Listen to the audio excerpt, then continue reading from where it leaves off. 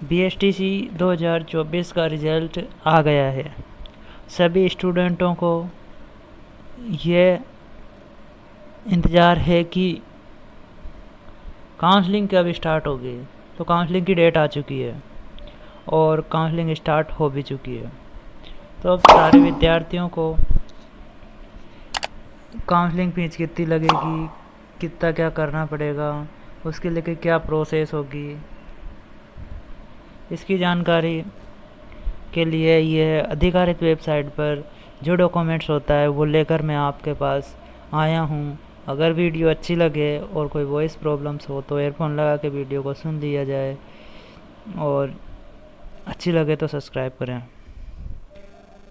तो उसके लेके काउंसलिंग फ़ीस 3,000 रुपये लगेगी, है ना। प्री डी एल डी जिसने भी BSTC में संस्कृत लैंग्वेज से एग्ज़ाम दिया था वो उसकी भी काउंसलिंग आईडी ऑफिशियल वेबसाइट पर उपलब्ध करा दी गई है।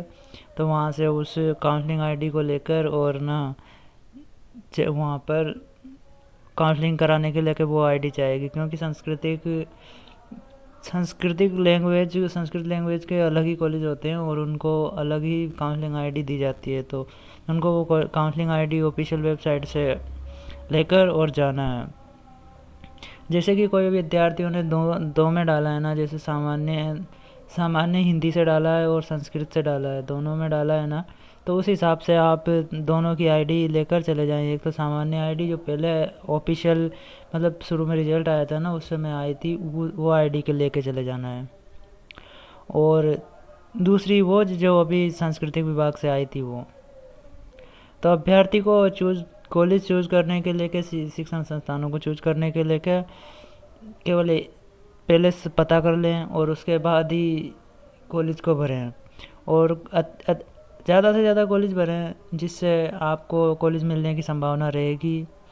और एक बार कॉलेज भर लिया तो वापस नहीं भरना पड़ेगा, क्योंकि वहाँ पर उसमें चेंज नहीं किया जा सकता। एक बार भरने के बाद दोबारा लॉक कर दिया तो वो लॉक हो जाएगा, फिर दोबारा नहीं भर सकते। इसलिए सारे कॉलेज को पहले चूज करें, आधिकारिक वेबसाइट से लिस्ट निकाल कर अपनी पूरी जानकारी प्राप्त कर कर ही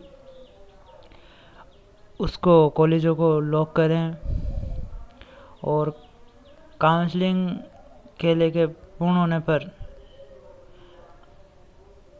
अभ्यर्थी को जो general, ST, SC, OBC, EWS, MBS, EWS को अपने डॉक्यूमेंट्स, जाति प्रमाण पत्र और ये तैयार करके रखना है, ताकि कॉलेज में जब उनका एडमिशन हो और डॉक्यूमेंट्स वेरिफिकेशन हो उस टाइम कोई दिक्कत ना हो।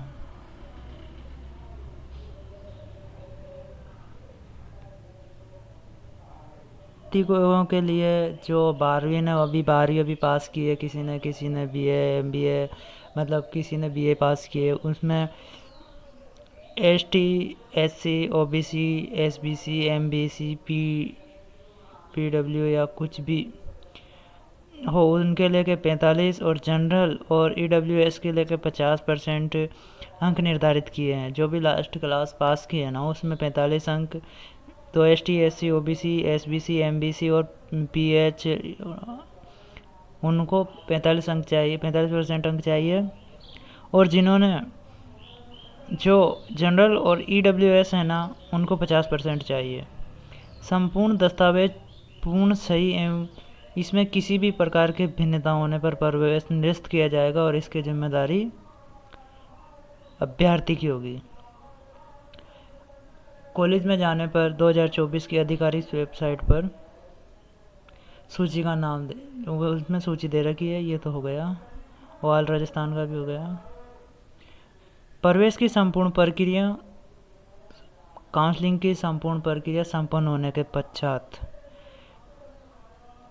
सफल जिनको काउंसलिंग में कॉलेज मिल गई है अभ्यर्थियों का 3,000 रुपये तो जमा फीस के रूप में हो जाएंगे। अगर भगवान ना करे सबको कॉलेज मिल जाए, वैसे कॉलेज काउंसलिंग करेंगे जो उनको। अगर कॉलेज ना मिले तो उनका 100 रुपये शुल्क काट के और ना वापस 2900 रुपये उनके अकाउंट में वापस भेज दिए जाएंगे। जो अकाउंट अभी आप काउंसलिंग करवाओगे ना, उसमें आईडी देंगे, जिस खाते की आईडी मिलेगी ना, उसी के अनुसार आपको उसी अकाउंट में वो पैसे वापस आ जाएंगे। तो आईडी और आईएफएससी कोड सही देना। और जिन विद्यार्थियों को कॉलेज मिल गया है और वो रिपोर्टिंग नहीं कराई है, मतलब कि कॉलेज गए ही नहीं और रिपोर्टिंग नहीं कराई, उन्होंने पीटीईटी में काउंसलिंग और रिपोर्टिंग करा लिया, तो उनको 2500 रुपये वापस लौटा दिए जाएंगे। मतलब कि उनका 500 रुपये कटेंगे और 2500 रुपये वापस लौटा दिए जाएंगे। तो ऑनलाइन फॉर्म भरते समय ये ध्यान रखना कि खाता सही दे और अपना दें और अच्छा दें। अभ्यर्थी को गलत सूचना को प्रविष्ट या अर्जित अयोग्यता परीक्षा के प्राप्त अंक प्रतिशत बढ़कर अंकित करने या गलत कैटेगरी में अपना पंजीकृत करने इत्यादि के आधार पर लेने के प्रयास किए जाने पर अभ्यर्थी अपात्र घोषित किया जाएगा। मतलब कि ये कोई ख़ास नहीं है, इसमें वो रिजल्ट के साथ छेड़खानी करने की बात है। होता अभ्यर्थी द्वारा चयन किए गए शिक्षण संस्थानों मतलब कॉलेजों में 3550 फीस जमा होने और अध्यापक शिक्षण संस्थान में सत्यापन होने के उपरांत ही अपवर्ड मूवमेंट होगा। आप 3000 रुपये जमा करा दोगे, उसके बाद 13,555 रुपये आपको फीस जमा करानी पड़ेगी कॉलेज में। फिर उसके बाद अपवर्ड मूवमेंट होगा। आप जैसे आपको कॉलेज पसंद नहीं आया या आप दूसरे कॉलेज में जाना चाहते हो, तो अपवर्ड मूवमेंट के तहत आप दूसरे कॉलेज में जा सकते हो। जिस पर अभ्यर्थी ने सेवा उपस्थित होकर रिपोर्टिंग की थी वही अध्यापक शिक्षण संस्थान आवंटित रहेगा। किसी भी स्थिति में रिफंड नहीं होगा। अगर आपको वो अपवर्ड मूवमेंट में कॉलेज नहीं मिला है तो फिर वो वापस उसी कॉलेज में पढ़ना पड़ेगा। अगर अपवर्ड मूवमेंट में आपको कॉलेज मिल गया तो आप वहाँ चले जाओगे। अगर नहीं मिला तो आपको जिस कॉलेज पहले आवंटन हुआ था ना, अलॉटमेंट हुआ था ना, वो कॉलेज वही मिलेगा और उसी में पढ़ना पड़ेगा और उस वापस से फीस नहीं मिलेगी। डीएलडी प्रवेश के लिए समय पर राज्य ये तो कोई नहीं है।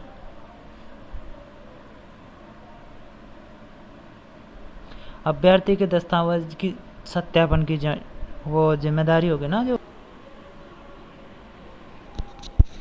जो अभ्यर्थी निर्धारित तिथि तक अध्यापक शिक्षण संस्थान में रिपोर्टिंग नहीं करेंगे उनका प्रवेश स्वतः ही निरस्त हो जाएगा। मतलब कि जो अभ्यर्थी कॉलेज में जाकर रिपोर्टिंग नहीं करवाएगा उनका प्रवेश निरस्त हो जाएगा और उनके पैसे मतलब कि पैसे आ जाएंगे वो 2500 रुपये। प्रवेश के लिए ऑनलाइन काउंसलिंग द्वारा अध्यापक शिक्षण संस्थान मतलब कॉलेज आवंटन एवं अन्य प्रक्रियाओं का कार्यक्रम निम्न प्रकार होगा। मतलब कि काउंसलिंग कब से स्टार्ट होगी, क्या ये डेट है। काउंसलिंग शुल्क 3000 ऑनलाइन या net banking, debit card, UPI भुगतान तिथि से करवाकर शिक्षा संस्थानों में सूची अनुसार विकल्प भरने की तिथि। मतलब कि फीस काउंसलिंग करा के और फीस जमा करने की तिथि है 20 तारीख 7 जुलाई 2024 शनिवार से 30/7/2024 मंगलवार को। मतलब आज से शुरू हुई है और 30 तारीख तक मंगलवार तक आप फीस जमा करा सकते हो। प्रथम चरण अलॉटमेंट सूची जारी हो जाएगी 4/8/2024 को रविवार को। प्रथम चरण की अलॉटमेंट के अनुसार चयनित अभ्यर्थियों को 13,555 रुपये का ऑनलाइन ई मित्र, नेट बैंकिंग या डेबिट कार्ड, यूपीआई द्वारा भुगतान 4/8/2024 से 11/8/2024 तक रविवार तक करना है। तो आपको अगर कॉलेज मिलने की संभावना हो, अगर आपको कॉलेज मिल जाता है तो आप अपने फीस की 13,500 वो जमा करानी है, उसकी सुविधा मतलब पैसे तैयार कर लेना। अभ्यर्थियों द्वारा स्वयं उपस्थित होकर आवंटन अध्यापक शिक्षण संस्थान में रिपोर्टिंग करना होगा। रिपोर्टिंग का टाइम है, रिपोर्टिंग करने के लिए 5 अगस्त 2024 को सोमवार से 12 अगस्त 2024 सोमवार तक, मतलब 1 सप्ताह तक रिपोर्टिंग करवा सकते हो। शिक्षण संस्थान द्वारा प्रवेशार्थियों को दस्तावेजों का सत्यापन प्रवेश को अधिकृत पोर्टल पर ऑनलाइन सत्यापन करना होगा। जो कॉलेज वाले सत्यापन करते रहेंगे। संस्था द्वारा प्रमाणीकरण उपरांत अभ्यर्थी द्वारा सेवाओं के लॉगिन से प्रोविजनल प्रवेश स्लिप प्राप्त करना होगा। वहाँ से कोई कॉलेज वाले आपको प्रवेश पत्र के वो देंगे कि हाँ आपका एडमिशन हो गया। अपवर्ड मूवमेंट है तो आवेदन की तिथि, आप अपवर्ड मूवमेंट करवाना चाहते हो तो उसके लेके 14 अगस्त 2024 को बुधवार से 16/8/2024 शुक्रवार तक करा सकते हो। अपवर्ड मूवमेंट के उपरांत परिणाम की घोषणा 19/8/2024 को सोमवार को होगी।